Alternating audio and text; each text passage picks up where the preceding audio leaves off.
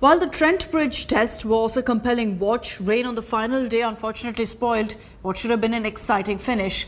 And now both India and England head into the second test at Lord's with selection headaches. Here's what you can expect from the big battle at the home of cricket.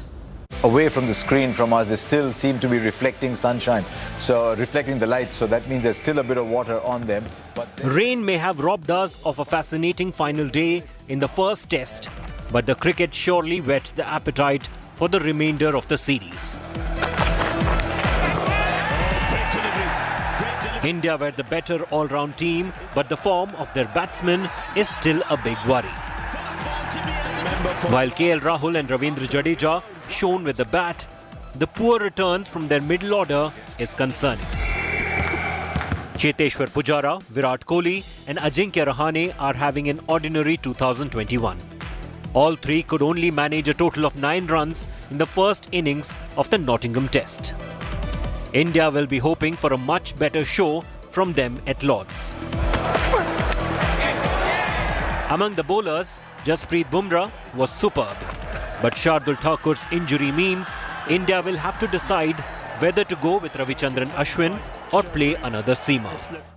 Yes, Shardul brings in more batting ability. But having said that, I think from the batsman's point of view, we are well placed because Pujara, Jinx, myself, we did not score too many. And we don't feel that we might be a batsman short if Shardul doesn't play. For us, it's about, yes, finding that perfect balance. But if someone like Shardul is not available, then we definitely will think first how to pick up 20 wickets.